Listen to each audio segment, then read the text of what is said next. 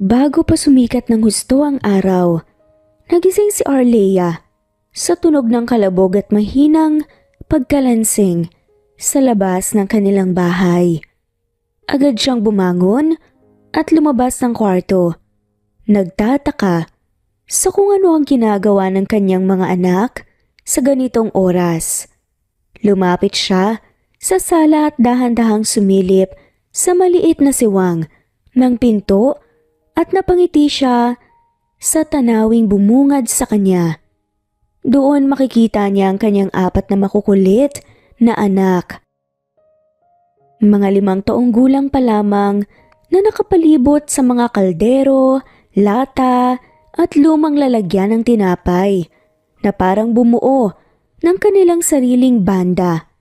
Si Aiden, kahit maliit pa, ay abalang-abala sa pagtatambol gamit ang 2 kahit at seryosong nakatuon sa kanyang ginagawa. Si Amber naman ay may hawak na gitarahan na gawa sa kahoy at mga sinulid na tali. Sabik na sabik sa pagpindot ng mga kwerdas kahit wala naman talagang tunog. Si Alex naman, gamit ang 2 takip ng kaldero bilang tamborin, ay todo ang tingin sa paligid at masayang tumatawa habang iniiling-iling ang ulo. Parang talagang nasa harap nga ng malaking audience. Samantalang si Astra, na sinasabing siya daw ang singer ng grupo, ay nagtatangkang kumanta habang pinipilipit ang boses na sumabay sa ingay ng mga kapatid. Ano bang pinaggagawa ng mga anak ko? Bulong niya sa sarili, pero halata sa mga mata niya ang saya habang pinagmamasdan ng mga bata. Hindi mapigilan ni Arlea na mapangiti habang pinagmamasdan ng 4 na bulinggit na aliw sa paglalaro na parang nasa sarili silang mundo. Minsay, tatayo si Astra, hawak-hawak ang isang laruang mikropono na gawa lang sa karton at tila nagpa-perform sa mga audience niya. Thank you po! Thank you po sa lahat ng nagpunta! Isa pa pong kanta para sa inyo! Kunwaring yumuyuko pa siya na para bang pinalakpakan ng mga manonood niya. Bigla na nga lamang silang nagkasabay-sabay sa pagtugtog kahit na wala sa tono at walang tamang ritmo. Sabay-sabay silang tumatawa sa ingay na ginagawa nila. Si Arlea naman, kahit sa kalat na nagawa ng mga bata ay hindi magawang magalit. Ramdam niya ang purong kaligayahan sa kanilang simpleng paglalaro. Ang kukulit ng mga to, parang may sariling mundo. Tumatawa siya nang mahina habang patuloy na nakatanaw, ngunit nararamdaman niyang tila may natatagong talento ang kanyang mga anak. Kahit pa sa ganitong edad, habang pinapanood niya sila, napansin niyang bawat isa sa kanila ay may sariling karakter. Si Aida naman ang matapang na drummer, si Amber ang gitarista na seryoso sa pagbibiga ng kanyang gitarang kahoy. Si Alex ang kalog na tambourine player na parang pinanganak para magbigay kasiyahan, at si Astra ang mahinhing singer na sinasa puso ang bawat salitang kantahin. Sa sobrang saya at pagmamalaki, hindi na niya napigilan pa ang sarili at lumapit sa mga anak. Mga anak, ano bang ingay to? Biro niya. Kunwaring may inis pero ang ngiti ay hindi maikakaila. Nagulat ang 4 at tumigil sila sa kani-kanilang pagtugtog, pero nang makita nila ang inang tumatawa, sabay-sabay silang lumapit sa kanya at niyakap siya. Mama, para po to sa'yo. Kasi gusto namin magbanda kapag malaki na po kami. Oo nga po, Mama. Magiging famous po kami. Magkasunod na pagmamalaki pa nila Astra at Alex. At parang nagpo-post pa na parang totoong rockstar. Napaiyak ng konti si Arlea sa saya. Hindi niya inakalang may ganitong pangarap ang mga anak niya. At sa kabila ng simpleng mga gamit, kitang-kita sa kanila ang sigla at determinasyon na magkaroon ng sariling mundo ng musika. Naramdaman ni Arleia ang isang damdaming nakabuo ng pag-asa. Sa ganitong murang edad, alam niyang handang magsakripisyo ang mga anak para sa mga pangarap nila at para sa kanya. Habang abala ang magkakapatid sa paglalaro ng banda-bandahan, hindi napansin ng mga bata ang kanilang ina na tahimik na pinapahid ang noo at pinipigilan ng biglang pagsakit ng ulo. Ramdam ni Arleia ang mabigat na pagkahilo, ngunit nginitian lang niya ang mga anak upang hindi sila magalala. Habang nagkakatuwaan ang mga bata, bigla silang nagtalo dahil sa isang laroang mikropono. Si Astra ang may hawak nito at todo pangasar sa mga kapatid niya. Ako lang ang kakanta dito, akin lang to. Sigaw niya habang nakatingin kay Amber na pilit inaagaw ang mikropono. Gusto ko rin kumanta eh. Dapat hati-hati tayo. Tugon ni Amber. Oo nga, wag kang selfish, Astra. Pabulong ngunit halatang may gigil sa boses na saadama ni Aiden. Hindi nagtagal, nagasaran na ang magkakapatid at naghila-hilaan sa mikropono. Si Alex na palaging masaya at tahimik sinubukang pagawatin sila. Guys, tama na, magkakapatid naman tayo, hindi kailangan mag-away-away. Pero hindi nagpapigil si Astra at Amber. Nagkasigawan na sila at patuloy sa pagagawan hanggang sa hindi na napigilan pa ni Arleia na mag-alala. Mga anak, tama na yan.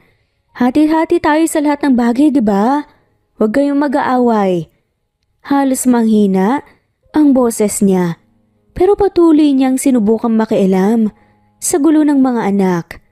Nang hindi pa rin tumitigil ang dalawa, lalong sumakit ang ulo ni Arleia at naramdaman niyang umiikot na ang paligid. Nang lumapit siya, sa mga bata bigla siyang nawalan ng lakas at napahawak sa gilid ng pader para hindi matumba. Mama? Biglang huminto si Astra nang mapansin ang mukha ng kanilang ina. Mama, okay ka lang po? Nagtataka pero may pangangbang lumapit si Amber.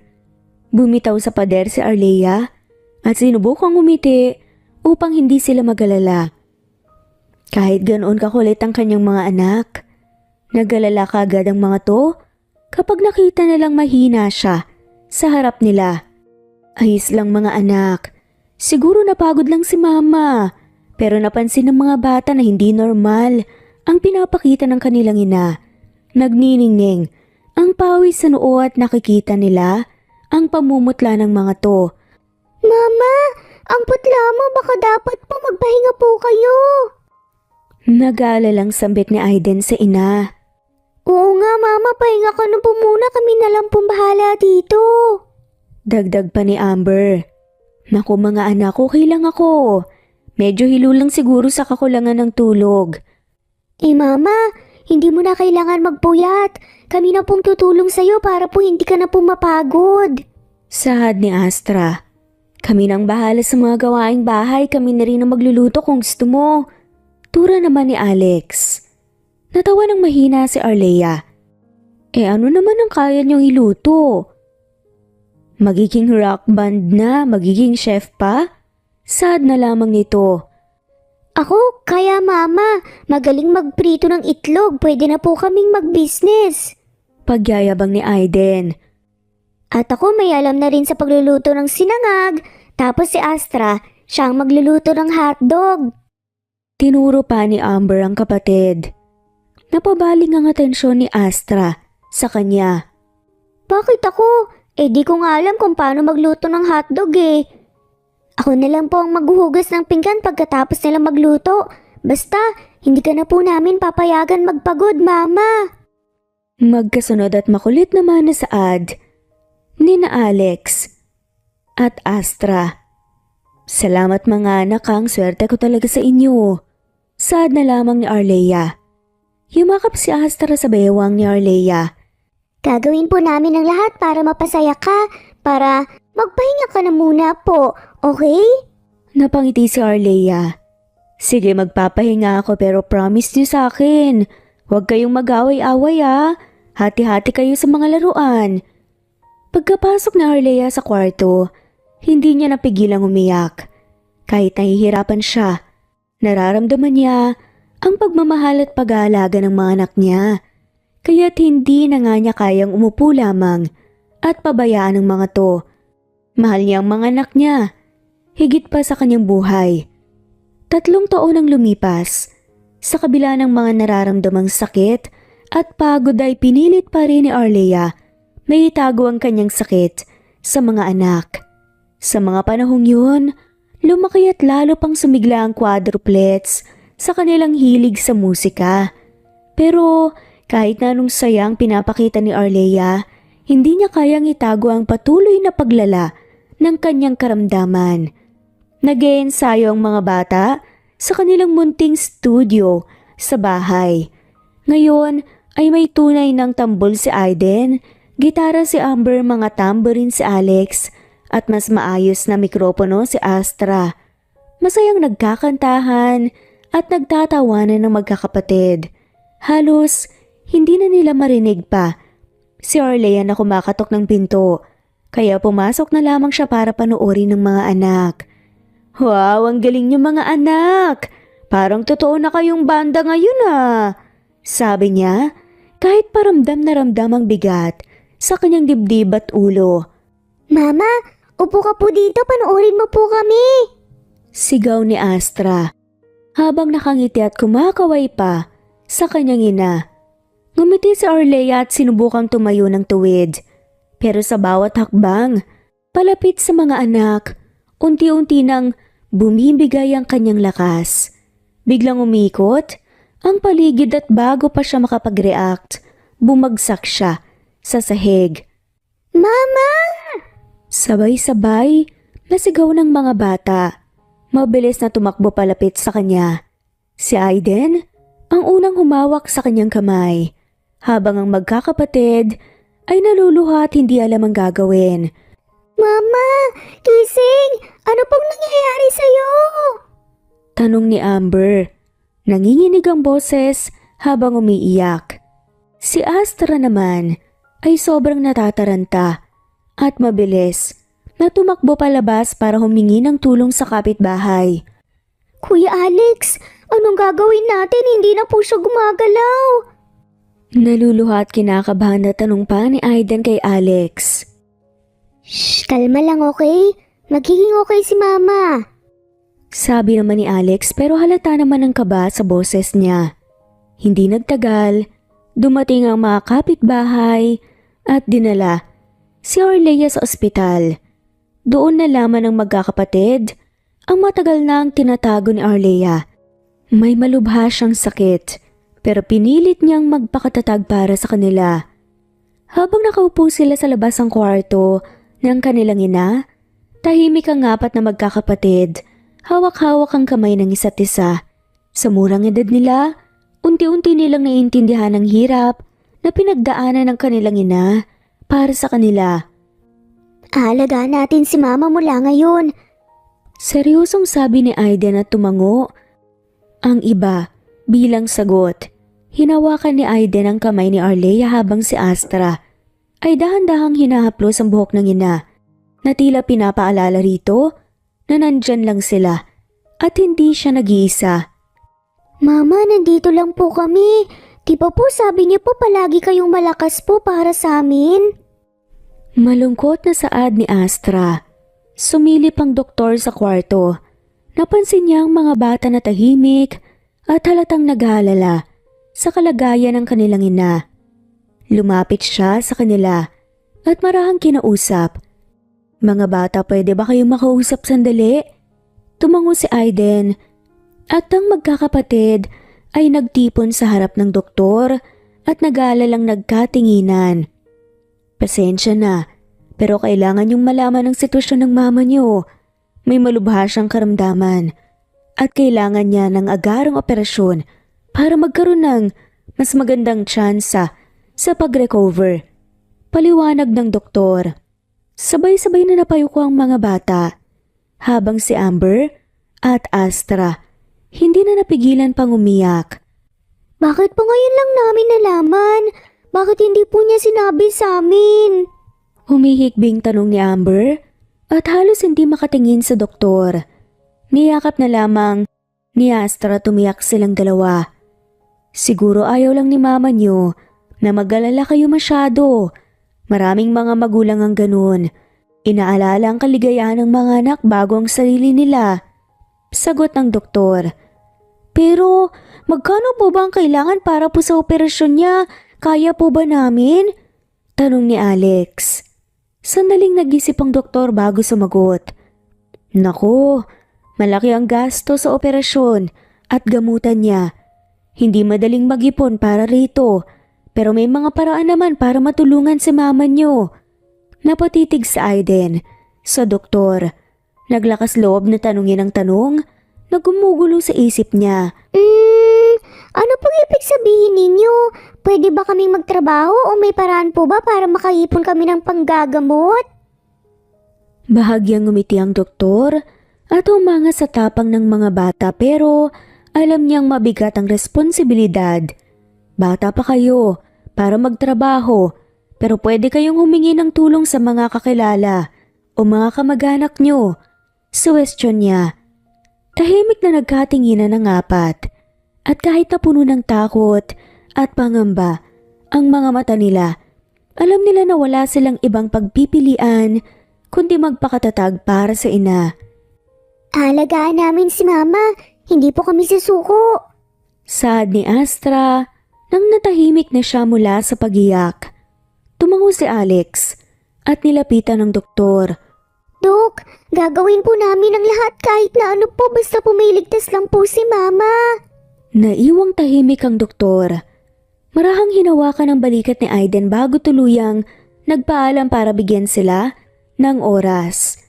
Sa isang maliit na kwarto ng kanilang inuupahang bahay, tahimik na nagkukumpulan ng mga quadruplets. Nakaluhod si Astra sa gitna habang iniisa-isa niyang pinapaliwanag ang plano ng mga kapatid. Kailangan nating magkapera para kay Mama. Sabi ng doktor, hindi na daw pwedeng ipagpaliban yung operasyon. Ayoko ding tumagal roon dahil sabi ng tinanungan kong nurse kanina mas lumalaki ang babayaran natin. Pero saan naman tayo kukuha ng ganong kalaking pera? Baka hindi pa tayo pinapayagang magtrabaho. Napasimangot na sabi naman ni Amber at napatingin sa sahig. Hawak ang gitara na luma na at halatang pinagsawaan na ng panahon. Alam ko na, gagawa tayo ng banda, tapos tutugtog tayo sa mga daan. Alam nyo, yung parang nasa TV, tapos bigla na lang may maghuhulog ng pera para sa atin.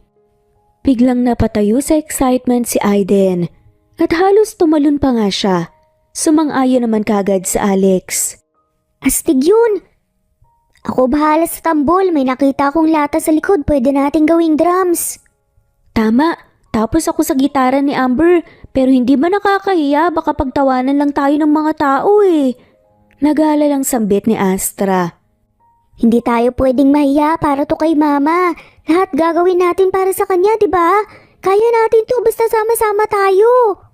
Nagkatinginan silang magkakapatid at sabay-sabay na nag-high five. Malalim ang kanilang determinasyon at sa murang edad, alam nila kung gaano kahalaga ang ginagawa nila para sa kanilang ina.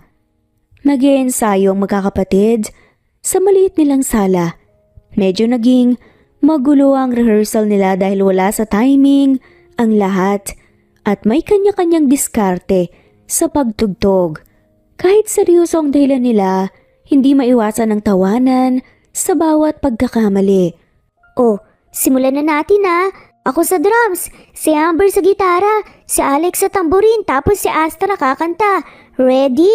1, 2... Binigyan ni Aiden ng matinding hampas ang lata niyang drums, pero sa sobrang lakas tumilapon ang stick niya. Hoy Aiden, dahan-dahan lang. Parang gusto mong butasin yung lata eh. Para intense, di ba? Para malaman ng tao na seryosong-seryoso tayo. Hay, ayusin na nga natin. Kailangan sabay-sabay tayo, hindi yung kanya-kanya. Napakamot si Astra sa ulo habang sinusubukang ipaliwanag ang timing sa mga kapatid. Sinubukan nilang muli, pero sa unang salta pa lang ni Amber sa gitara, maling chord kagad ang pinindot niya. Ay, teka, mali yung chord. Ano ba yan? Nakakahiya naman kay mama yung ganito tayo. Ako rin parang mali yung timing ko. Teka lang practice ko muna yung ting-ting-ting-ting ng tamborin. Astra, kantahin mo na nga para may maayos naman dito. Makulit at magkakasunod na saad ni na Alex at Aiden. Huminga ng malalim si Astra at sinubukang magsimula, pero nagkamali kagad siya sa unang linya pa lamang. Napahinto tuloy siya at nagtawanan ng lahat. Ay, sorry, kinakabahan ako Napapalo siya ng tawa habang pinapahid ang pawis sa noo. Grabe naman, tayo-tayo lang na dito Practice lang to, bakit kinakabahan kayo? O sige, isa pa. 1, 2, 3, 4.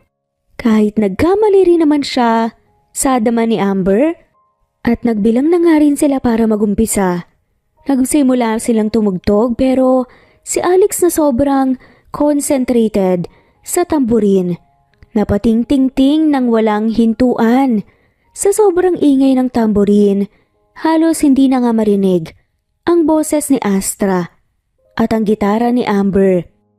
Hoy Alex, tama na muna yung ting-ting-ting-ting mo. Sobrang ingay na parang nagbebenta tayo ng isda Naiiritang saway pa ni Amber. Ay, sorry, akala ko yun yung tamang beat Napakamot na lamang si Alex sa ulo at tumawa. Ako, parang napapagod na yung lata ko. Parang wala nang tunog Naku, paano na yan? Wala tayong drums. Pwede ba yun? Walang drums? Kaya naman siguro kahit wala, di ba? Paano naman yung rock and roll vibes natin? Sagutan nila Alex, Aiden, Astra, Amber. Napasandal si Aiden at napanguso kunwari disappointed. Teka, may idea ko. Pwede nating gamitin yung takip ng kaldero. Mas astig para pang heavy metal. Hindi naman natin kailangan ng heavy metal. Baka magalit pa yung kapitbahay. Ay nako. O sige na, okay. Isa pa. Seryoso na tayo Hirit na naman ni Amber. Pero alam nilang kahit gaano pa kagulo at kalat ang kanilang rehearsal, masaya silang na magtutulungan para sa kanilang ina. Dalang mga simpleng gamit pang musika, pumuesto ang mga magkakapatid sa gilid ng plaza. Kanya-kanya silang posisyon ni Aiden na may improvised drums gamit ang mga lumang lata. Si Amber naman sa gitara, si Alex na may tamborin na gawa sa takip ng bote, at si Astra ang kakanta. Sige, simulan na natin. Panimula ni Astra habang kinakabahan pero excited pa rin siya. Sinimulan na nilang tumugtog at kahit na hindi perpekto ang kanilang pagkakasabay, may puso ang kanilang musika. Dumadami ang mga tao sa paligid. Nagugustuhan ng performance ng mga batang walang kapares ang dedikasyon. Isang matandang babae ang naghulog ng pera sa harapan nila. Naku, ang gagaling nyo naman mga ihutiha. Para kanino ba to? Tanong nito. Ngumiti si Amber. Para po kay mama, kailangan po niya sa operasyon niya. Napahinto ang matandang babae. Maluha-luha ang mga mata. Dumami ang mga naglalakad na tumutulong sa kanila. Bawat isa'y nag-aabot ng kahit kaunting barya at papuri. Ang dami ng laman, Amber. Mukhang makakaipon tayo kagad nito Tumatalon-talon si Alex sa tuwa. Nang matapos ang kanilang unang kanta, nag-appear ang magkakapatid. Sa pag-uwi nila ng gabing yun, bit-bit nila ang natitirang pera. Isang masayang ngiti ang bumungad sa kanila mula sa kama ni Arleia. Anak, saan kayo nanggaling? Ano yung dala nyo? Pinakita nila sa harap nila ang nalikom nilang pera sa loob ng supot. Marami-rami yun at meron ring mga papel na pera. Surprise, Mama! Para sa operasyon mo to, nag-perform kami sa plaza kanina. Agad na saad ni Alex sa inango ni tibang ekspresyon ni Arleia. Napailing na nga lamang si Arleia habang nakatingin sa supot ng mga perang hawak ng mga anak niya at isang malalim na buntong hininga ang kanyang binitawan. Bakit niyo ginawa to? Akala niyo ba matutuwa ako na nakikita kong parang namamalimos sa plaza kayo? Biglang napayuko ang magkakapatid at halatang nasaktan sa sinabi ng ina na parang hindi na-appreciate ang kanilang effort. Hindi nila inakala na ganito ang magiging reaksyon nito. Unang sumagot si Astra. Mama, hindi naman yun ang gusto namin ipakita eh. Gusto lang naman namin makatulong kasi sabi ng doktor kailangan mo na po talaga ng operasyon. Ayaw lang naman po namin na naghihirap ka. Kung pwede lang kami magtrabaho, ginawa na po namin pero ito lang po yung kaya namin eh. Pero hindi nyo kailangan gawin yan, anak. Hindi ko gusto na ang mga anak ko nagpa-perform sa kalsada para lang makaipon ng pera. Hindi kayo mga pulubi na umaasa lang sa awa ng ibang tao. Sad ni Arlea. Tumahimik naman sandali ang mga bata at halantang nalungkot pero hindi sila nagpatinag. Hindi naman po para sa amin to eh. Para po sa'yo. Wala kaming pakialam kung ano ang sasabihin ng ibang tao. Gusto lang po namin na gumaling ka. Si Alex ulit ang nagsalita. Halatang naantig ang puso ni Arlea sa mga sinabi ng mga anak niya pero matigas pa rin ang kanyang tindig. Hindi niyo dapat tinuturing na obligasyon ang gastusin ko. Kaya ko pang magtrabaho, kaya ko pang labanan ang sakit ko. Hindi niyo kailangan maghirap ng ganito. Paano kung lumala po yung sakit mo? Ayaw po naming mawala ka. Dito na hindi napigilan ni Arlea ang maluha. Kitang-kita niya ang pagmamahal ng mga anak sa kanya pero natatakot siya sa ideya na dumating na sa punto na mga anak niya ang nagtataguyod para sa kanya. Hindi ako mawawala. Malakas ako, matibay. Kaya kong labanan to. Sad ni Arlea. Kahit ganun po, hindi naman po ibig sabihin na dapat mong ipilit lahat sa sarili mo lang eh. Kami naman po ang mag-aalaga sa inyo, Mama. Saad ni Astra. Dahan-dahang hinawakan ni Arlea ang mga kamay ng mga anak niya. Humihikbi na rin siya. Hindi ko alam kung paano ako magiging sapat na ina para sa inyo. Napakaswerte ko sa inyo. Hindi po, Mama. Maswerte po kami dahil ikaw po ang mama namin. Kaya gagawin po namin ang lahat para gumaling ka. Sagot naman ni Aidan at lumapit at niyakap nga siya. Nagtipo ng magkakapatid sa paligid ni Arlea at niyakap siya ng mahigpit. Sa plaza nagtipon-tipon ulit ang apat na magkakapatid para mag-perform na naman. Marami ang napapatingin sa kanila. Mga bata na halatang desididong tumugtog gamit ang mga simpleng bagay na halatang DIY lang. Si Aiden ay may improvised drums na gawa sa lata ng pintura. Si Amber gitara na punit-punit ng tali. Si Alex gamit ang 2 takip ng kaldero bilang tambourine. At si Astra, ang kanilang lead singer, may hawak na lumang mikropono na konektado sa maliit na speaker. 1, 2, 3, go! Sabay hampas ni Aiden sa kanyang improvised drums. Salamat po sa lahat ng nandito. Sana po magustuhan niyo to. Huminga si Astra ng malalim at sinimulan na nga nilang tugtugin ang kanta nila. Habang tumutugtog sila, ang tunog ng kaldero ni Alex at ang lata ni Aiden ay medyo sablay pero nakakatuwa, kaya't ang mga tao'y napapangiti at napapatawa. Kahit na minsan, nawawala si Astra, sa tono pinapalakpakan pa rin sila ng mga tao. May lumapit na isang babaeng nakakoat at dark shades na mukhang kakaiba at parang taga-syudad. Tumayo siya sa harap ng magkakapatid. Nakangiti at namangha.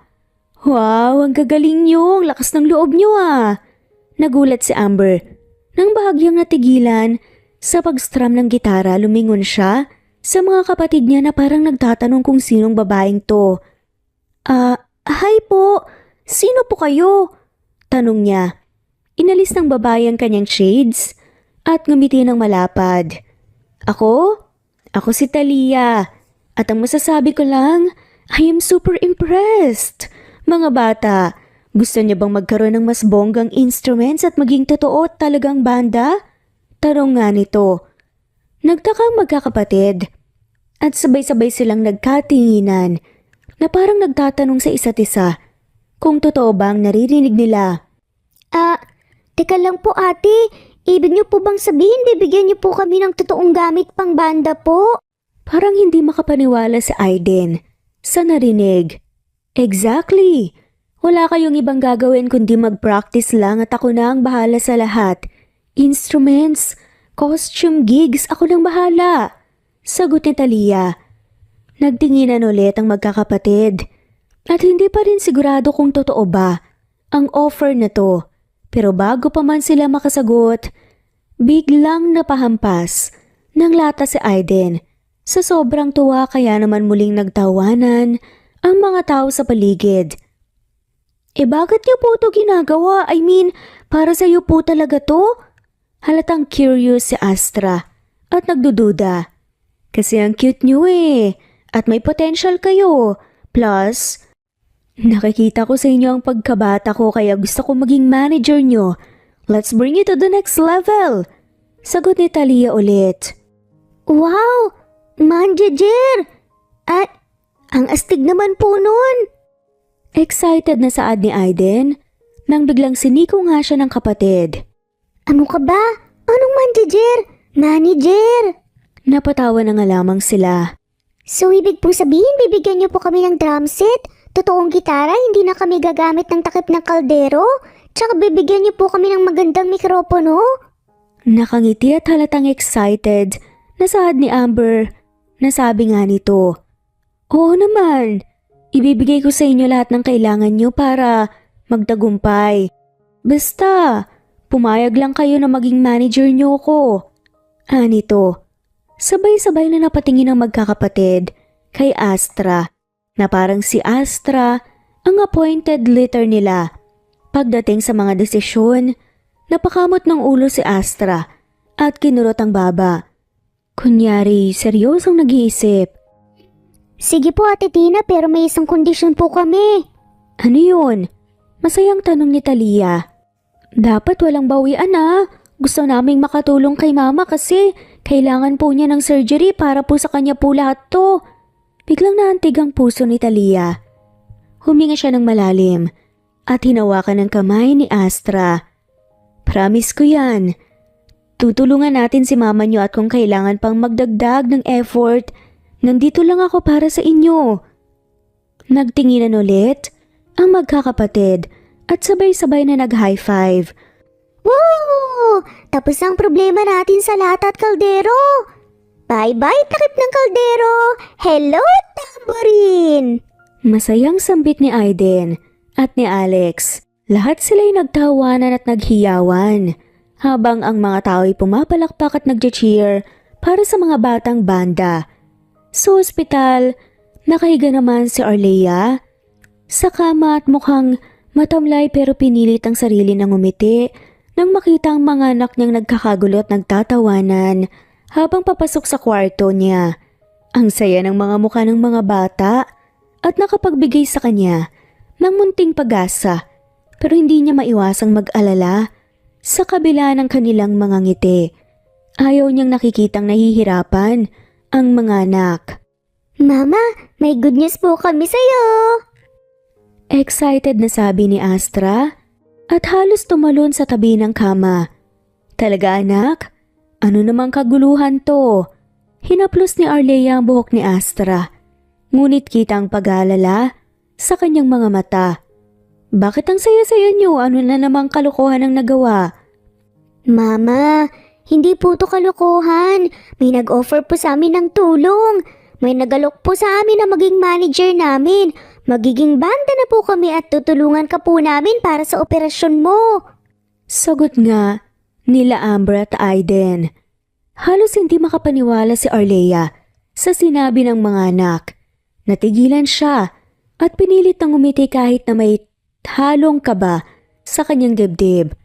Mga anak, hindi nyo kailangan gawin to. Hindi ko gusto na napapagod kayo para sa akin. Mama, pero gusto po namin to Gusto po namin makatulong po sa'yo. Sagot ni Aiden. Napalitan ng tingin ang magkakapatid at sabay-sabay silang umupo sa tabi ng kama ni Arlea. Alam nilang ayaw ni Arlea na mapagod sila o masaktan para sa kanya. Pero para sa kanila, ito ang tamang gawin. Okay lang po kami. Si Ate Talia po yung manager namin. At siya pong bahala sa lahat. Binigyan niya po kami ng mga totoong instruments, Mama. Hindi na po lahat at kaldero lang. Paliwanag naman ni Astra. Napakunot na si Arlea. Ate Talia? Sino naman siya mga anak? Hindi niyo pa siya kilala ng maayos. Si Ate Talia po mabait siya, Mama. Gusto lang po niyang tulungan kami. Baka po ito na po yung chance natin para matulungan ka po. Saglit na nag-isip si Arlea at pilit na iniintindi ang sitwasyon. Alam niyang maganda ang hangarin ng kanyang mga anak. Pero hindi niya maiwasang magduda sa biglaang alok ng isang estranghero. Ayoko mapahamak kayo. Lalo na't hindi niyo kilala masyado ang taong yun. Baka masaktan kayo, mapagod. Hindi po kami mapapagod, Mama. Kakayanin po namin kasi para sa'yo to eh. Makulit na sagot ni Aiden. Nakatingin si Arlea sa bawat isa sa kanila. Nakita niya ang dedikasyon sa kanilang mga mata. Napabuntong hininga siya at pinisil ang kamay ni Astra. Ay, ang gugulo niyo talaga. Pero kung yan talaga ang gusto niyo at tingin niyo makakatulong yan, basta mag-iingat kayo ha. Sabay-sabay na sumigaw ang magkakapatid sa tuwa at niyakap nila si Arlea ng mahigpit. Kita sa mga mata ni Arlea ang halong saya at pag-aalala, pero alam niyang hindi niya mapipigilan ng mga anak sa kanilang layunin. Huminga ng malalim si Arlea at ngumiti habang pinahid ang luha sa kanyang mga mata. Salamat mga anak ha, pero pangako niyo sa akin kahit anong mangyari mag-iingat kayo. Promise, Mama! Sabay-sabay nilang sagot, excited na pumunta ang magkakapatid sa studio kung saan sinabi ni Ate Talia na maghihintay siya. Agad silang pumasok, pero pagdating nila sa loob, napatigil sila at hindi makapaniwala sa nakikita. Nandoon ang mga totoong instrumento, isang drum set, gitara, keyboard at kahit mikropono na may stand at malalaking speakers. Grabe, totoo ba to? Nilapitan ni Aiden ang drum set pero parang ayaw niya itong hawakan. Parang ayokong galawin, baka masira ka agad. Oo nga, baka mahal yan. Kung magasgasan, baka magalit si Ate Tina. Halos hindi makalapit si Amber sa gitara na para bang malaking kasalanan ang gamitin ito. Biglang lumapit si Ate Talia. Nakangiti habang pinapanood ang mga bata na para bang nasa harap ng mga kayamanang hindi nila matanto. Oh, bakit parang takot na takot kayong gamitin yan? Para sa inyo yan. Go ahead, subukan nyo. Ate Talia, sigurado ka po ba? Hindi po kasi namin alam gamitin ng maayos tong mga to eh. Mahinang tumawa si Astra at halatang kinakabahan. Ano kayo mga takot? Sige na, walang problema. Kaya nga tayo may practice para matutunan nyo at masanay kayo. Kahit ganadong-ganado si Talia, nagdadalawang isip pa rin ang magkakapatid. Si Aiden ay dahan-dahang humawak sa drumsticks, habang si Amber ay humawak sa gitara na parang napakabigat nito. Ate Talia, mahal siguro to no? Hindi po kami sanay, baka po kami mapagalitan pag may nangyari. Nag-aalala pa rin si Alex. Wala kayong problema dyan, Alex. Ang mga instruments na to ay para sa inyo. Kaya subukan nyo lang. Kung gusto nyong makatulong sa mama nyo, kailangan nyo munang i-overcome ang takot na yan. Huminga ng malalim si Amber at sinubukang mag-strum ng gitara.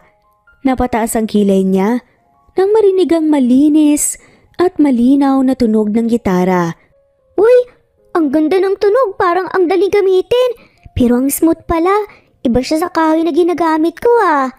Masaya ang anya. Ako rin Ate Talia, parang nakakahihawakan tong mikropono. Sabi naman ni Astra. Nilapitan ni Talia si Astra at inilagay ang mikropono sa kanyang kamay.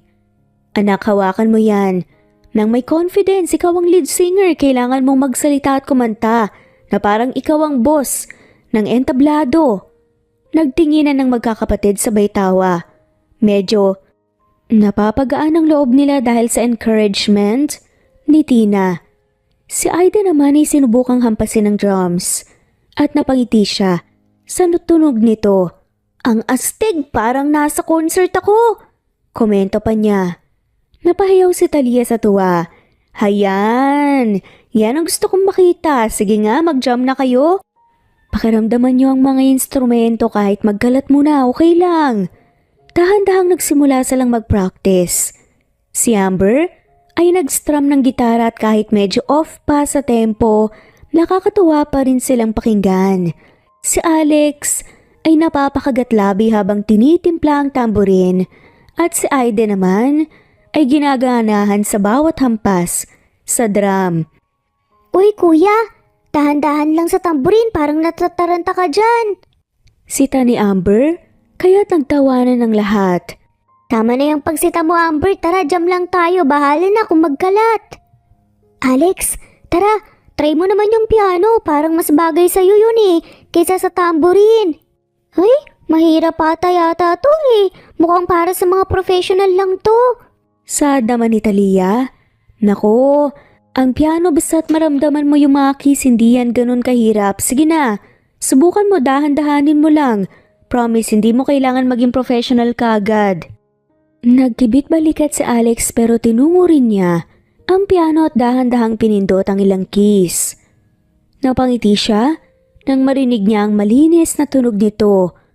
Uy, ang ganda pala ng tunog, ang lambot, parang ibang klase Yan kuya, mukhang nahanap mo na ang instrument mo.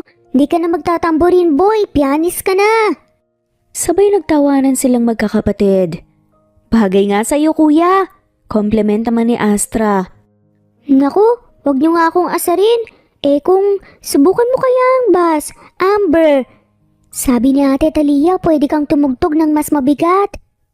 Hayan, gusto ko yan Alex. Amber, try mo ang bass guitar. Ang lakas ng dating noon, kaya nyo yan, huwag kayong matakot. Sabi Talia. Sige na nga, subukan ko na rin Ate Talia. Ay grabe, ang astig pala nito, parang may sariling rhythm. Uy, mukhang ready na tayo. Sabi ni Astra. Yes, gusto ko makita kayong mag-jam ng buo. Kahit ano lang, ipakita nyo yung passion nyo. Game, let's go mga kapatid. Huwag na kayong kabahan, basta enjoy lang. Sambit ni Aiden. At nagsimula na nga silang tumugtog ng sabay-sabay. Kahit may kaunting sablay at offbeat, masaya pa rin silang lahat.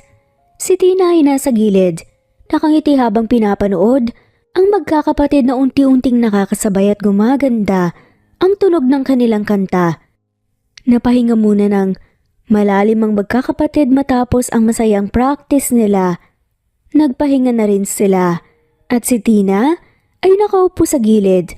Pinagmamasdan silang masaya at pagod. Maya-maya lumapit siya sa kanila. Nakangiti ngunit may halong pag-aalala sa kanyang mga mata. Ang galing nyo kanina. Proud ako sa inyo. Pero curious lang ako mga anak. Pwede ko bang makausap ang mama nyo? Gusto ko sana siyang kamustahin at masabi na ang plano nyo para sa future nyo. Biglang naging tahimik ang magkakapatid. Nagkatinginan sila at ang dating masiglang muka ay napalitan ng lungkot. Si Astra ay yumuko habang si Amber ay tahimik na nakatitig sa sahig. Naramdaman kaagad ni Tina ang bigat ng kanilang nararamdaman. Ate Talia, kasi po si Mama, hindi po siya okay. Kailangan niya po ng operasyon pero wala po kaming pera para po makapagpagamot siya. Malungkot na sabi ni Astra. Kaya nga po kami nagsisikap para makaipon Ayaw naming humingi ng tulong kahit kanino kasi po nahihiya po kami. Dagdag pa ni Amber. Nagulat si Talia sa narinig at kitang-kita sa kanyang mukha ang pag-aawa sa mga bata. Napabuntong hininga siya. Ramdam ang bigat na dinadala ng magkakapatid kahit bata pa sila. Pero kahit na ganoon, nakikita niya ang hope at saya sa kanila. Ang bigat ng pinapasan niya sa edad niyo. Pero alam niyo, hindi masama humingi ng tulong minsan lalo na kung para sa ikabubuti ng mahal niyo sa buhay. Ngiting tugon naman ni Talia. Alam naming mahirap pero gagawin po namin lahat para kay Mama. Siya lang po ang meron kami, kaya kailangan naming magtulungan. Si Aida naman ang nagsalita. Naluha si Talia sa dedikasyon ng mga bata. Alam niyang may pangarap sila, pero higit sa lahat, ang pagmamahal nila sa kanilang ina, ang dahilan kung bakit sila nagsusumikap. Hindi niya maiwasang mapangiti, pero ramdam din niya ang lungkot at hirap na pinagdadaanan ng mga bata. Alam niyo ang tapang niyo para sa edad niyo. Hindi lahat ng bata kayang tiisin ang hirap ng walang reklamo, lalo na para sa pamilya. Kaya naman sobrang proud ako sa inyo, sabi ni Talia. Salamat po Ate Tina, pero minsan po kasi parang hindi sapat yung ginawa namin eh. Ang daming gastusin lalo na po sa gamot ni Mama. Kaya nga nandito ako para tulungan kayo, di ba? Alam kong gusto niyong makapag-ipon sa sarili niyong paraan, pero walang masama kung may katuwang kayo sa laban. Sigurado ka po, Ate Talia? Baka po mag-alala si Mama, ayaw po kasi niya na masyadong nahihirapan kami. Saad ni Astra. Minsan, ang takot na yan ay napupuno ng pagmamahal. Gusto lang niya kayong protektahan. Kung pupuntahan niyo po si Mama, sasabihin po namin sa kanya na gusto naming tumugtog para po makatulong. Baka mas maintindihan niya. Oo naman. Salamat, Ate Talia.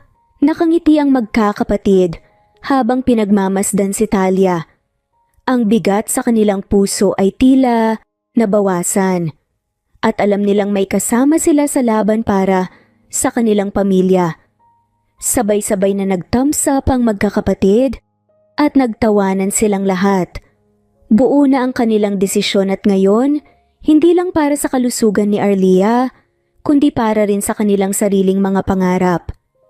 Patuloy na nag-iensayo ang magkakapatid. Lumipas ang mga linggo at talagang gumaling sila. Lalo silang bumilib sa sarili nilang abilidad at mas naramdaman nilang buo ang kanilang grupo.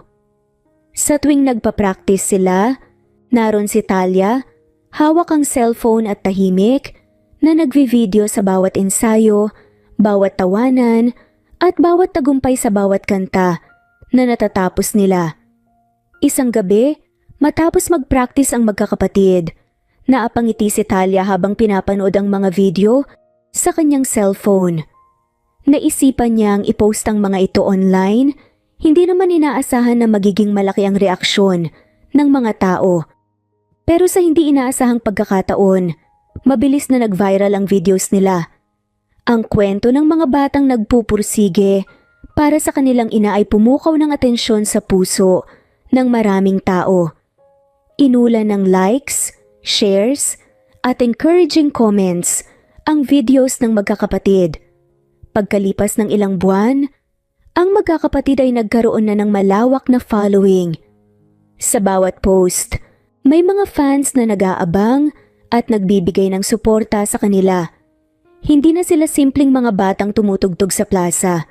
Kilala na sila ngayon bilang ang The Four Wonders at nakatakda na silang mag-debut sa isang malaking music event. Sa backstage ng isang event, naghahanda sila para sa kanilang unang major performance. Halatang kabado ang magkakapatid. Kasama nila si Talia na nakangiti at nagbibigay ng lakas ng loob sa kanila. Kaya nyo to. Kung nalagpasan nyo ang hirap sa umpisa, mas kaya nyo ngayon. At tandaan nyo, maraming nanonood na nagmamahal sa inyo lalo na si mama nyo. Napangiti ang mga bata at sabay-sabay na tumango. Ramdam nila ang suporta hindi lang ni Talia, kundi pati ng kanilang ina, na alam nilang nanonood mula sa ospital. Bigla nilang narinig ang sigawan ng mga fans sa labas ng stage at doon lang nila naramdaman kung gaano karami ang sumusubaybay sa kanila ngayon. Pagkalabas nila sa stage, nagulat ang magkakapatid sa dami ng tao. Hawak ang kani-kanilang instrumento, hindi makapaniwala sina Astra, Amber, Aiden at Alex na ang dami nang naghihintay sa kanila. Kasabay ng ingay ng mga tao ay ang mga palakpakan at sigawan at nakita nilang may mga fans pa na may hawak na banners at posters na may pangalan nila Habang tumutugtog na sila, napansin ni Tina na may isang lalaki sa gilid ng stage na nakatingin ng mataman sa mga bata. Parang kinikilala ang kanilang mga mukha. Nagustuhan niya ang kanta ng mga bata, pero mas matindi ang tingin niya sa kanilang pagkakahawig sa isang taong kilala niya.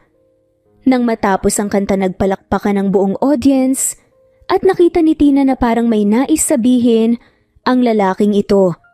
Pagkatapos ng kanilang performance, lumapit ang lalaki kay Talia. "Excuse me, miss. Ang galing ng mga bata. Sila ba yung Four Wonders na napapanood ko sa social media?" "Opo, sila nga. Talagang pinaghandaan nila to para sa unang malaking performance nila," sagot ni Talia sa lalaki. Nagkaroon ng sandaling katahimikan habang parang may gustong itanong ang lalaki pero nag-aalangan siya. "Alam mo, habang pinapanood ko sila, parang may kakaiba akong naramdaman. Parang may pagkakawig sila sa akin." Nagulat si Talia sa narinig at bahagyang kinabahan pero sinubukan niyang maging kalmado. Talaga po ba? Baka po nagkataon lang." Saad pa nga nito. Ngumiti ang lalaki at tumingin muli sa direksyon ng magkakapatid na nagpapahinga pagkatapos ng performance. "Siguro, dahil wala naman talaga akong anak ko na pa lang." Malungkot na saad ang lalaki. Nagpaalam ng lalaki kay Talia, pero doon rin nakita ni Aiden ang mukha ng lalaki. Nagulat siya at nahulog ang bote ng tubig dahil sa gulat, kaya't nahatak ang atensyon ng tatlo. Anong nangyari sa'yo, Aiden? Bakit parang nakita ka ng multo dyan? Tanong ni Amber rito at niyugyug pa ang balikat ni Aiden. Nakita ko si Papa. Ano ka ba, Aiden? Paano mo nakita si Papa? Iba ka nagkakamali ka lang. Nanginginig ang boses na saad ni Aiden.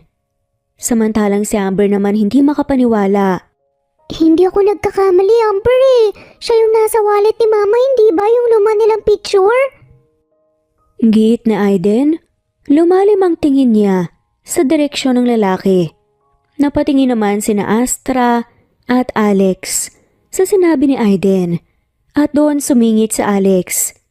Alam nyo, pwede naman nating sundan yung lalaki para makasigurado tayo.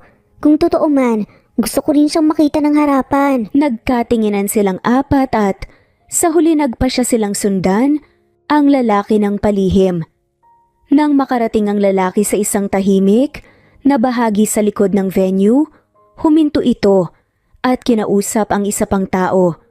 Doon nila mas malinaw na nakita ang kanyang mukha at walang duda. Siya nga ang lalaking nasa lumang larawan ni Mama. Si Papa nga. Ano, lalapitan na ba natin siya? Bulong ni Astra at nanlaki ang mga mata. Pero bago pa siya makagalaw, mabilis na hinawakan ni Amber ang braso niya. Sandali lang, Aiden. Baka nakakalimutan mo wala siyang alam na may mga anak siya. Hindi natin alam kung paano siya magre-react. Natigilan si Aiden at napabuntong hininga. Oo nga, pero ayoko na ng ganitong pakiramdam, Amber. Gusto ko na siyang makilala eh. Alam ko, pero kailangan muna nating mag-isip ng maayos. Hindi to simple. Baka masaktan lang tayo kapag hindi magandang maging reaksyon niya. Paliwanag ni Amber, ramdam ang pag-aalala para sa kanilang lahat.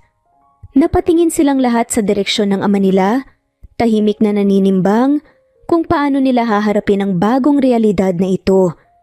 Si Henry ay kilalang may-ari ng malaking company at 8 taon na ang makalipas nang mahiwalay siya sa kanyang asawa at hinahanap niya pa ito hanggang ngayon. Nang makita niya ang performance ng 4 na bata, agad siyang napahanga, ngunit hindi niya rin inaasahan na maramdaman ang lukso ng dugo habang napatingin siya sa kanila. Bagamat lihim niyang sinusubaybayan ang kanilang tagumpay sa pamamagitan ng social media at iba pang balita, hindi niya kailanman lumapit sa kanila. Nakatanggap ng tawag si Henry galing kay Talia. Hindi niya alam na ang tawag na iyon ay ang unang tagpo nila ng mga bata. Nakapagpas siya ang quadruplets na makita ang kanilang ama dahil gusto nilang malaman ang tungkol sa kanya at ang iba pang mga detalye. Kinakabahan ng magkakapatid habang naghihintay sa lobby ng malawak na gusali. Hindi nila akalaing ganito kalaki ang mundo ng kanilang ama. Ang bawat dingding ng opisina ay nagpapakita ng mga larawan ng mga proyekto at programa ng kanyang kumpanya. Naramdaman nila ang kabigatan ng bawat hakbang patungo sa opisina. Nang makita nila si Henry, tila nabawasan ang kaba ng magkakapatid nang makita ang mainit ng ngiti nito. Wala siyang kaalam-alam na nasa harap niya ang kanyang mga anak. Sa social media ko lang kayo nakikita, ang galing nyo. Napakatalino at talented pa. Ngumiti ang magkakapatid sa sinabi ni Henry, pero bakas ang pagkabalisa sa kanilang mga mukha. May gusto sana kaming sabihin, saad ni Astra. Napatigil si Henry at tinignan ng mga bata. Ano yun? Si Aiden ang nagsalita na kinahinto ng mundo ni Henry. Papa, bakit niyo iniwan kami ni Mama? Bakit niyo po iniwan si Mama? Sa isang lokal na event sa kanilang bayan, nagtipon-tipon ang mga tao upang suportahan ang iba't ibang pagtatanghal. Lalo nang naging masaya ang gabi nang magsimula ng tumugtog ang banda ng mga anak ni Arlea. Nakangiti si Arlea habang pinapanood ang mga anak. Hindi niya alam na sa gilid ng entablado, may isang pares ng mata ang nakatanaw sa kanya. Si Henry, ang lalaking naging bahagi ng kanyang nakalipas na pag-ibig, ay nakatayo doon, nakatingin kay Arlea, na para bang isang panaginip ang kanyang kinakaharap. Nang matapos ang kanta ng banda, naglakad si Henry papalapit kay Arlea, naabala sa pagpuri sa mga anak niya. Arlea? Mahinang tawag niya, ngunit narinig kagad dito ni Arlea. Napalingon si Arlea at tumigil ang mundo niya nang makita si Henry sa kanyang harapan. Henry? Namutla siya at nagulat. Agad siyang niyakap ni Henry. Halos hindi makapagsalita si Arlea, pero kitang-kita sa kanyang mga mata ang pagtataka at emosyon. Hindi niya inakalang magkikita sila muli, lalo pa sa ganitong sitwasyon. Nagtitigan sila ng ilang sandali, pero bago pa maging awkward ang lahat, lumapit ang mga bata sa ina nila matapos ang kanilang pagtatanghal. Aiden, nakausap niyo na ba ang mama niyo tungkol dito? Tanong nga ni Henry sa bata. Hindi pa po namin siya nasasabihan ng maayos. Gusto po sana naming makausap kayo eh. Napatigil si Arlea, naguguluhan. Sandali, alam niyo ba kung sino siya? Paano niyo siya nakilala? Mama, nung nag-viral yung mga videos namin, sinundan kami ni Papa kaya lang nag-aalangan kami kung paano sasabihin sa'yo eh. Kasi po, gusto lang naming malaman kung ano pong nangyari sa inyo noon. At saka, gusto namin po siyang makilala rin. Magkasunod na sagot nila Alex at Amber. Ano? Basta-basta na lang kayong nakipagkita sa kanya? Akala ko masaya tayo kahit tayo-tayo lang. Bakit yung kailangan pang hanapin siya? Natahimik ang magkakapatid. Halatang nagulat sa reaksyon ni Arlea. Napatingin sila kay Henry, na halatang naghahalangan sa sitwasyon. Arlea, hindi ko naman ginusto na magkaganito. Alam mo naman na matagal kitang hinanap. Hinanap? Henry, kung talagang mahal mo ko, hindi mo ko basta-basta hahayaang mawala. Kung talagang may halaga ako sa'yo, sana hindi mo ko pinabayaan noon, pero hindi. Hindi ko man lang naramdaman ang pagmamahal mo ni kahit kaunti dahil nakatanim pa ang isip mo sa ex-fiancé mo. Napakunot si Henry. Ano bang sinasabi mo? Ikaw ang umalis, Arlea. Sad pa nga nito. Hindi mo alam ang hirap ng iniwan mong responsibilidad sa akin, Henry. Akong nagpalaki sa mga anak mong mag-isa. Hindi ko kailangan ng isang taong hindi naman nagsikap na mahalin kami noon. Napailing-iling si Henry. Hindi naman kita pinilit na umalis noon, pero akala ko kaya kitang kalimutan. Madaling sabihin yan. Pero ngayon, Henry, huli na ang lahat. Ang hirap bumangon nang mag-isa, Lalo na't ang alam ko hindi mo kayang mahalin ang mga anak natin. Henry. Saad naman ni Arlea. Hindi mo naintindihan. Kaya nga ako nandito kasi gusto kong bumawi, gusto kong maging ama para sa kanila. Nanginginig ang boses ni Arlea habang tumingin siya sa mga anak niya. At ano ngayon, Henry? Akala mo ba madali lang para sa akin na magtiwala ulit? Ang hirap bumalik sa nakaraan. Ang hirap sumugal sa'yo ulit. Bago pa man makasagot si Henry, naramdaman ni Arlea ang biglang pagkahilo. Sinubukan niyang huwag ipahalata, ngunit hindi niya na napigilan ang paghapdi ng kanyang dibdib at ang paninikip ng kanyang hininga. Aiden, Amber, sandali lang mga anak. Hinawakan niya ang kanyang dibdib at pilit na pinipigilan ng sakit. Pero unti-unti siyang napaupo. Napansin kaagad ni Henry ang pagbagsak ng mga balikat ni Arlea at ang panginginig ng kanyang kamay. Arlea, anong nangyayari sa'yo? Nag-aalalang saad nga ni Henry. Agad siyang lumapit at inalalayan si Arlea habang nakatingin ang mga bat na nag-aalala at natataranta. Ngunit nahimatay na si Arlea, kaya't dali-dali silang kumilos upang ihatid siya sa hospital. Pagkarating nila sa ospital, agad na dinala si Arlea sa emergency room. Nagmamadaling nagdatingan ng mga doktor at mga nurse at halos walang oras para makapagsalita si Henry at ang mga bata. Natigilan si Henry habang nakikita ang apat na magkakapatid na mukhang hindi alam ang gagawin, takot at nag-aalala sa kanilang ina. Ilang sandali pa, lumapit ang doktor kay Henry. Kailangan na nating isugod si Arlea sa operating room kagad. Kayo na pong bahala sa mga bata. Naglakad na palayo ang doktor at naiwan si Henry at ang mga quadruplets sa waiting area. Tahimik lang silang lahat, pero ramdaman ka ba at takot sa paligid. Sino ba kasi sa inyong nagsabi na kumakanta kayo para sa ganito? Tahimik na nagsitanguan ng apat. Pero halatang may bigat ang kanilang loob. Para kay mama po, yun lang po talaga ang dahilan namin eh. Wala kaming ibang gusto kundi ang mapabuti po siya. Sagot ni Aiden. Napabuntong hininga na lamang si Henry habang tinitignan ng mga bata. Alam niyang mahal na mahal nila ang ina nila at sobrang sipag ng mga ito para magkapera sa napakabatang edad. Alam ko mahal niyo ang nanay niyo, pero mula ngayon, hindi niyo na kailangan pang mag-alala sa mga gustusin. Saad ni Henry. Pero Papa Henry, paano po yun? Malaki po ang kailangan sa gamutan ni Mama. Ako nang bahala dyan, anak. Ako na ang sasalo sa lahat ng gastos para sa kanya. Ang gagawin niyo lang naman ngayon, tutukan niyo ang musika at ang mga pangarap niyo. Masyado pa kayong bata para magdala ng ganitong bigat. Napatitig lang ang apat kay Henry.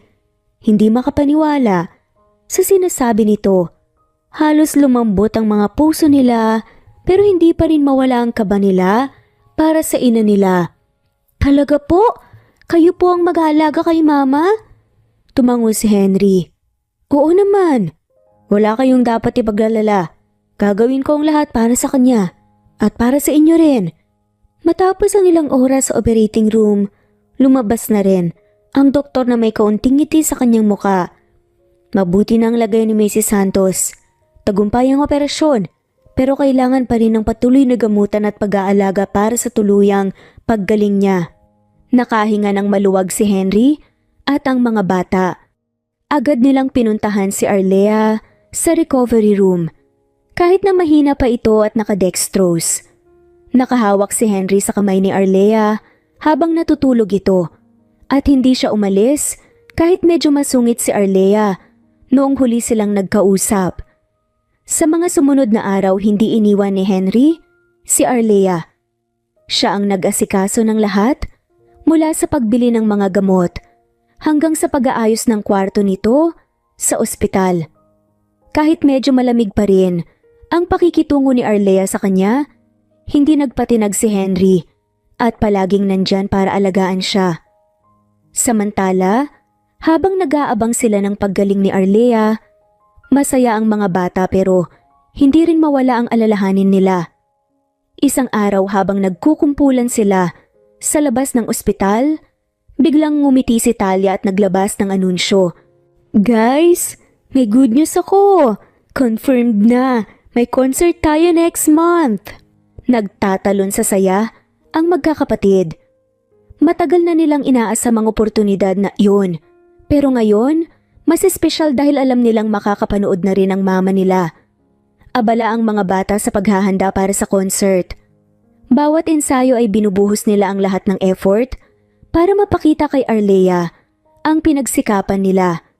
At sa bawat hakbang nila, si Henry ang nasa tabi nila, nagbibigay ng suporta at siguradong hindi kulang ang pangangailangan ni Arlea. Habang nagpapagaling si Arlea, tahimik siyang nagmamasid sa ginagawa ni Henry. Kahit pa sinusubukan niyang ipakita na hindi siya naaapektuhan, hindi maiwasan ni Arlea ang maramdaman ng malasakit ni Henry. Natutunan niyang may isang tao palang handang magsakripisyo para sa kanya at sa kanyang mga anak. Kahit na hindi siya masyadong nagpapakita ng emosyon o pasasalamat. At dumating na ang araw ng concert. Nadatna ni Arlea si Henry na inaayos ang wheelchair niya, handang ihatid siya sa venue. Halata sa mga mata ni Henry ang saya para sa kanya at sa mga bata. Napabuntong hininga si Arlea habang tinitingnan ng lalaki. Henry, salamat sa lahat ng ginawa mo para sa amin. Sad ni Arlea. Umiti si Henry at simpleng tumango. Wala nga naman, Arlea. Basta para sa inyo, gagawin ko ang lahat. Matapos ang matagumpay na concert ng mga anak, nanatili si Arlea sa backstage habang pinapanood ang quadruplets na masaya sa tagumpay ng gabing iyon. Kita sa mga mata nila ang kasiyahan at kasiguruhan na proud sa kanila ang mama nila. Sa gilid ng entablado, tahimik lang na nakatayo si Henry. May ngiti sa labi habang pinagmamasdan ang buong pamilya. Lumapit si Arlea sa kanya at medyo nag-aalangan na sinimula ng usapan. Henry, pwede ba tayong mag-usap? Napatitig si Henry kay Arlea.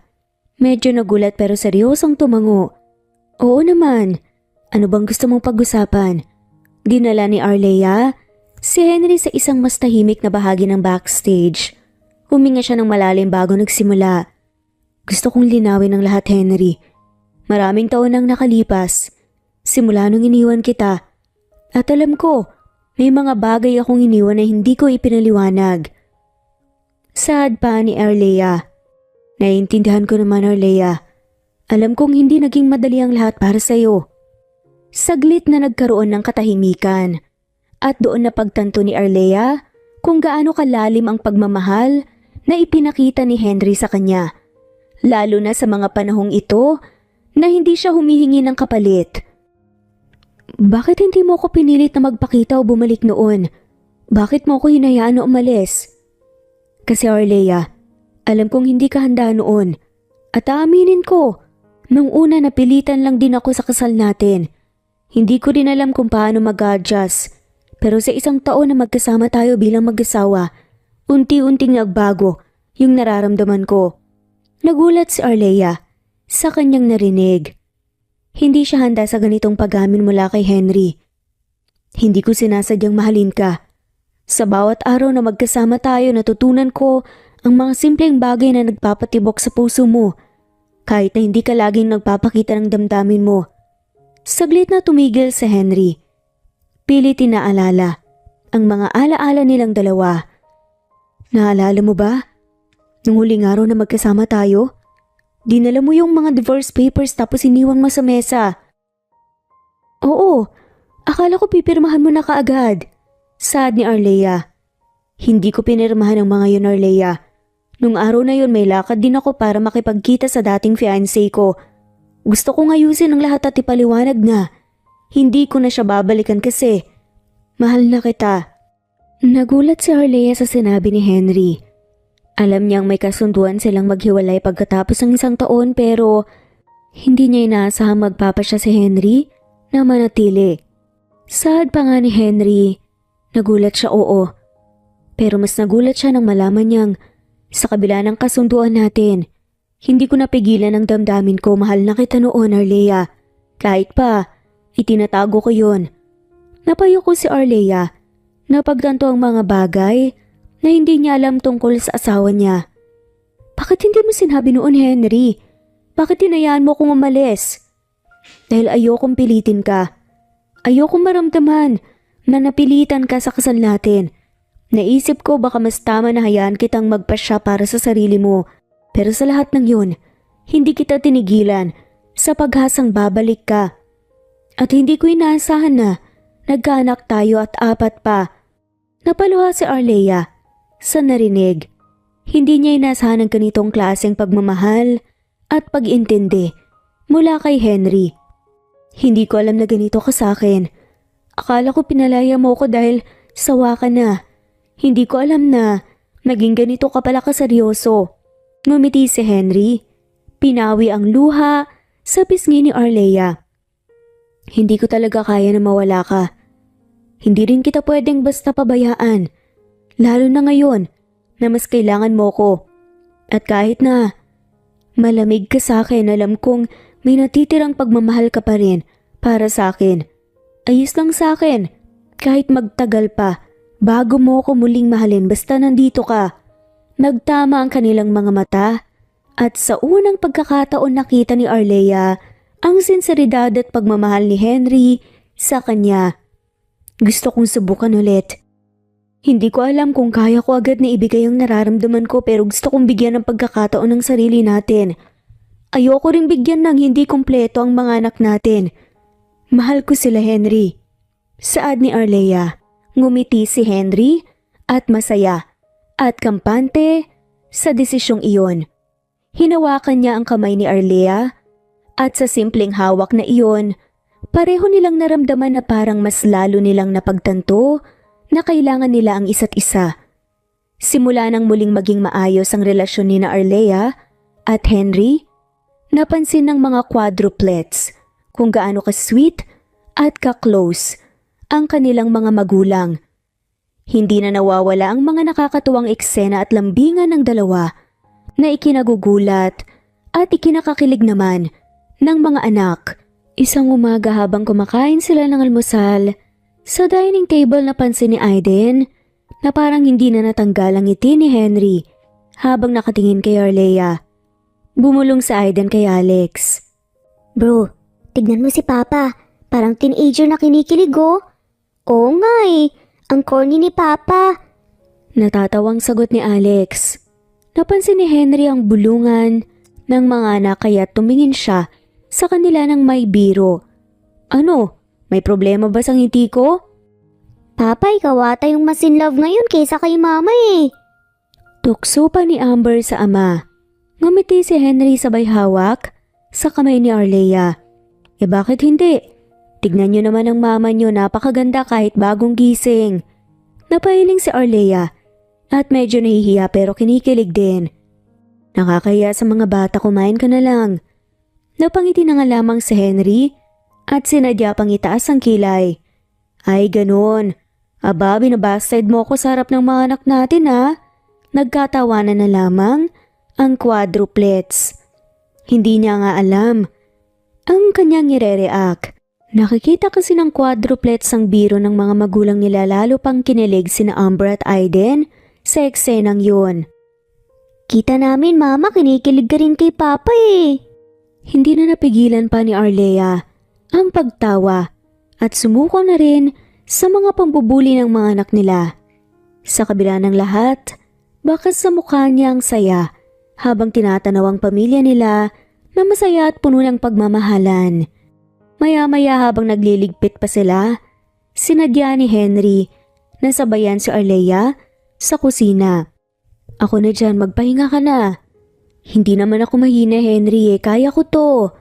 Oo naman, pero mas gusto kong ako na lang nag-aalaga sa'yo. Bigyan mo naman ako ng pagkakataon na bumawi. Biglang may narinig silang mga maliliit na hagik-gik sa likod nila. Mga bata pala. Nanunood sa kanila habang nakasilip mula sa pinto. Ay, Nakita namin, Papa, na may pakbay-akbay ka pa kay Mama, ah. Para kayong nasa telenovela.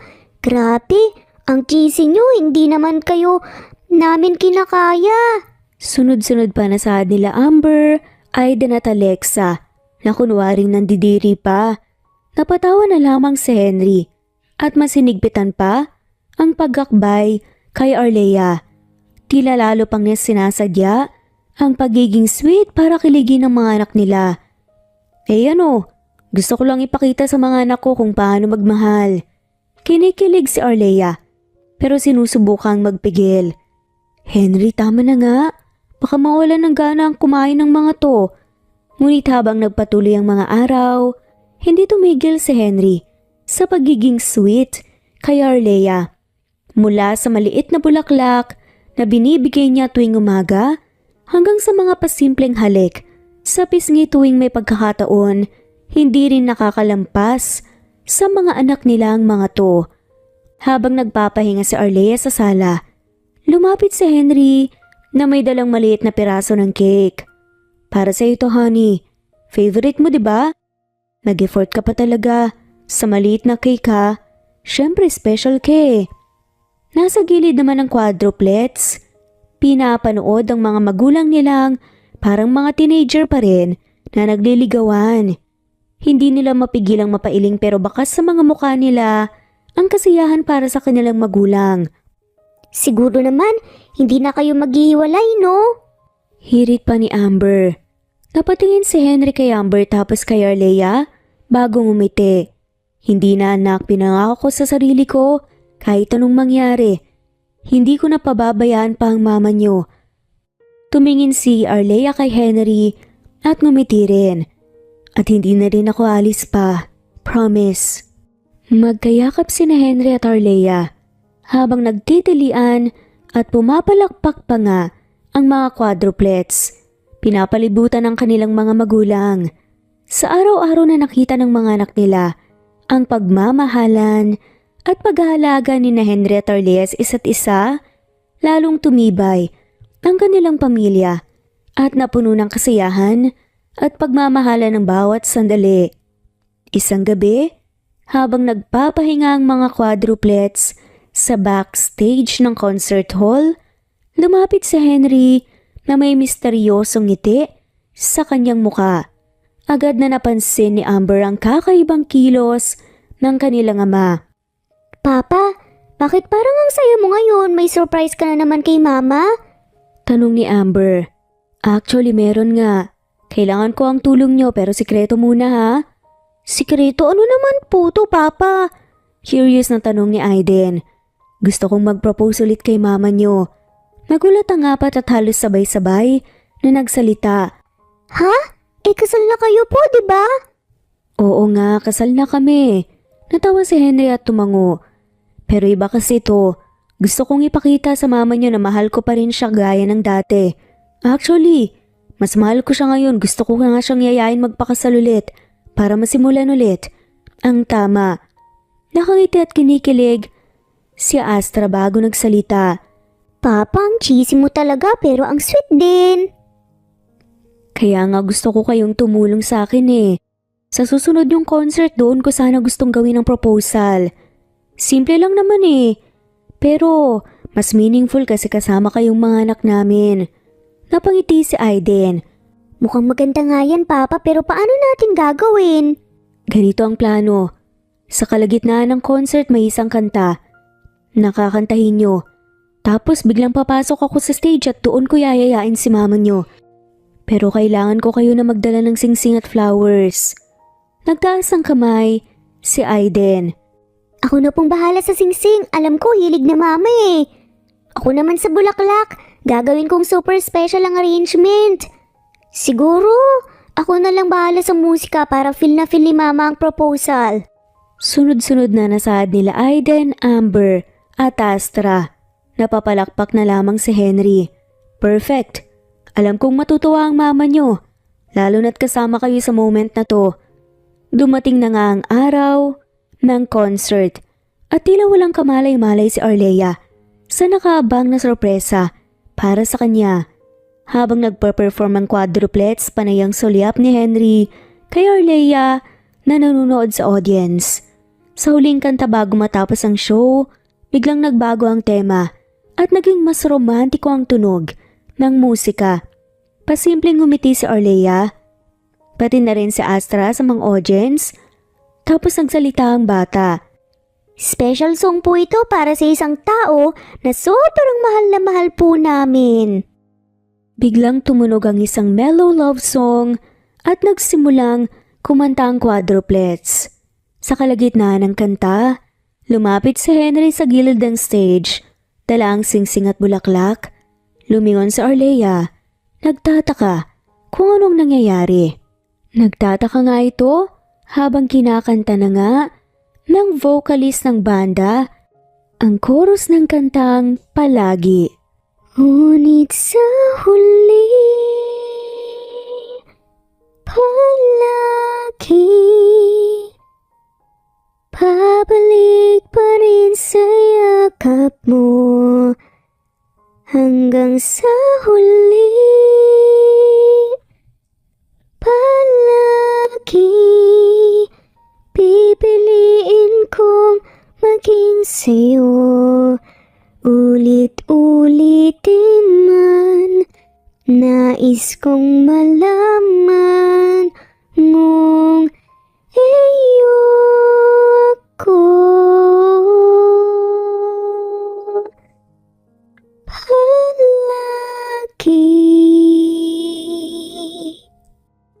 Lumapit si Henry at ngumiti kay Arlea. Arlea, pwede bang umakyat ka sa stage? May gusto kong sabihin sa'yo. Nagulat si Arlea pero ngumiti siya at sumunod kay Henry sa stage. Kitang-kita ang kilig sa kanyang muka habang lumalapit siya.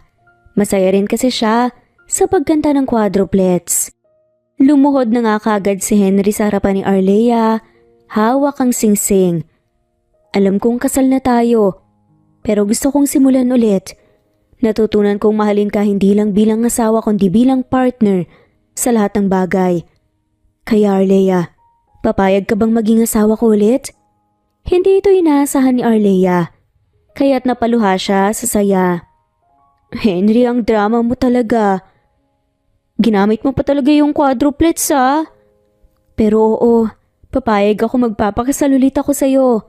Naghiyawan na nga ang mga tao at ang quadruplets naman ay hindi mapigilan ang kilig habang pinapalakpakan ng mga magulang nila. Nagyakap sina Henry at Arlea at narinig pa ang masasayang tawanan ng kanilang mga anak. Grabe guys, witness tayo sa proposal ni na mama at papa. Agad na nagsalita si Aiden sa mikropono. Ang araw ng muling kasal ni na Henry at Arlea ay dumating na nga. Sa ilalim ng mga bulaklak at ilaw, muling nagpalitan ng mga pangako ang dalawa. Mas masaya at mas totoo kaysa sa kanilang unang kasal. Kitang-kita ang kilig sa mga mata nila habang nagpalitan sila ng mga I do's, habang nakangiti ang kanilang mga anak at mga kaibigan. Matapos ang seremonya, nagsimula na ang reception at hindi magkamayaw ang mga bisita sa kagalakan. Pero ang highlight ng gabi ay ang performance ulit ng quadruplets. May special numbers silang inihanda para sa kanilang magulang. At sa sorpresa ng lahat, si Henry umakyat sa stage. May dalang gitara. Okay everyone, meron po kaming special performance para kina mama at papa. Pero special din kasi kasama namin ngayon si papa sa stage. Anunsyo ni Amber sa audience. Napabuntong hininga si Alex at tumawa. Sana hindi po kami mapahiya sa inyo dahil sa gitara na skills po ni papa. Kunwari nagyabang si Henry habang inaayos ang gitara. Hoy mga anak, huwag niyo akong minamalit ha. Baka magulat pa kayo sa talento ko. San ba kayo nanggaling, di ba sa akin? Sige nga papa, pakita mo sa amin yung legendary guitar skills mo. Hirit pa ni Aiden. Nagumpisa silang mag-perform ng isang lively song. At game na game si Henry sa paggitara kahit minsan ay off-key siya napapailing sa Arlea pero hindi mapigilan ng tawa habang pinapanood ang asawa at mga anak. Nakatingin si Alex kay Henry at natawa. Papa, ano yan? Parang nagpiapiano ko sa gitara. Sumigaw si Astra sa audience. Naku, pasensya na po sa tugtog ni Papa, pero kita nyo kahit ganyan po yung ginagawa niya. Para kay Mama naman po yan, di ba po? Ang sweet. Lahat ng tao sa audience nagtawanan habang si Henry hindi tinuntanan ng kanyang mga anak sa pangasar. Hoy, hindi naman ako ganito noon Bigyan niyo ako ng chance para sa mama niyo to. At sa huli nag-request ang quadruplets ng isang slow song kung saan ni-request nila si Arlea na sumayaw kasama si Henry sa gitna ng stage. Okay everyone, para sa pagtatapos ng aming performance, may special dance pa sina Mama at Papa. Isang bagay na hindi namin nakita nung bata pa kami pero ngayon, finally, makikita na namin ang sweet dance nila. Excited na anunsyo pa ng lead vocalist na si Amber. Lumapit si Henry kay Arlea. Inabot ang kanyang kamay habang nakangiti. Pwede ba kitang yayaing sumayaw, Mrs. Santiago? Napangiti si Arlea. Oo naman, Mr. Santiago.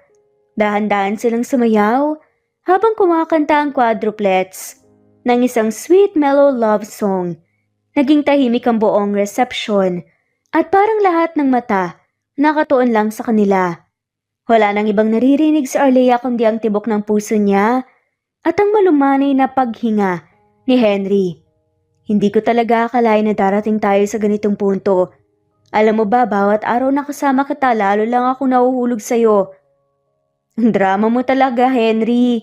Pero salamat Salamat sa hindi pagsuko kahit minsan medyo matigas ang ulo ko. Medyo lang ba talaga?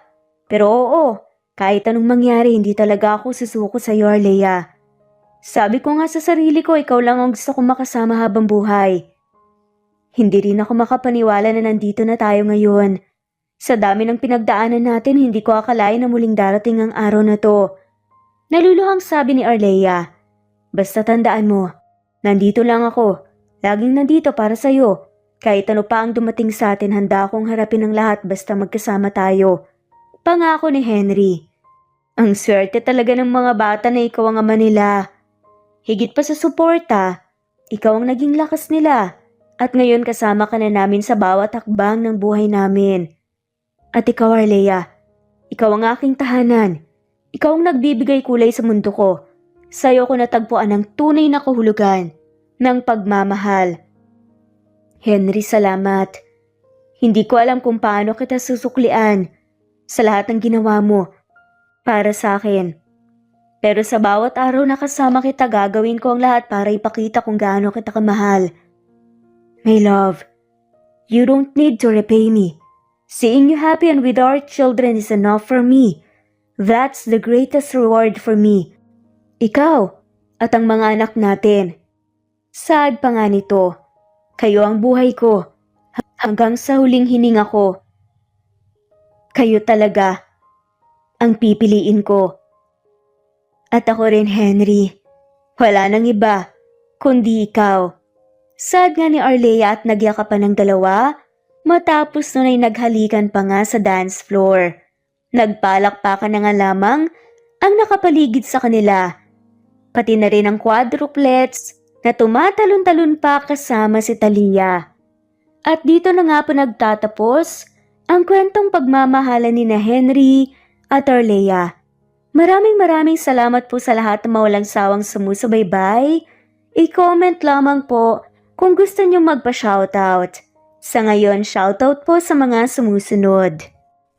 Veronica Briseño, Violeta Murillo, Teresita, Teresa Bulie, Christine Flores, Nesbeth Hanaban, Flor Salvalion, Kuwait, Raquel Labay, Kuya Atok, Lani Pardillo, Eva Violeta, Presbyteros Rose, Amy Regalado, Teresita, Pres Cavilla Havana, Precious, Lilian Naubebe, Eli Evangelista Anderson, Marziel Arcilias, Rosemary Palaganas, Rose Martinito, Ding Liege, Alexa Gomez, Jomira Bueno, Amy Fenovares, Irma Emma, Lali Emralino, Tortillas Gaming, Matea Estrera, Annalie Flor, Rosemary Tinito, Rosemary Palaganas, Excelsis Tagala, Emily Kinlog, Rosemary,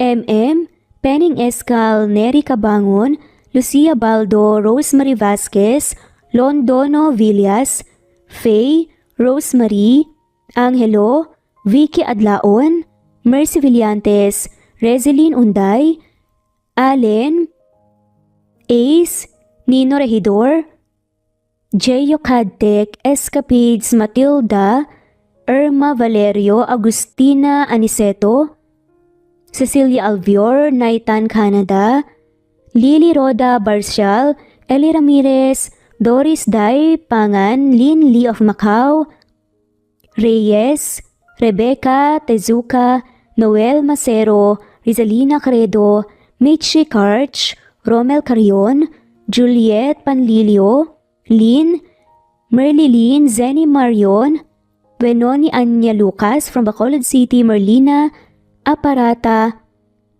Annalyn Nantes, Flordette, Lorena Utod, Faye, Anita Hernando, Roach Ann Rodriguez, at shoutout na rin po sa lahat ng mga walang sawang sumusubaybay. Maraming salamat po.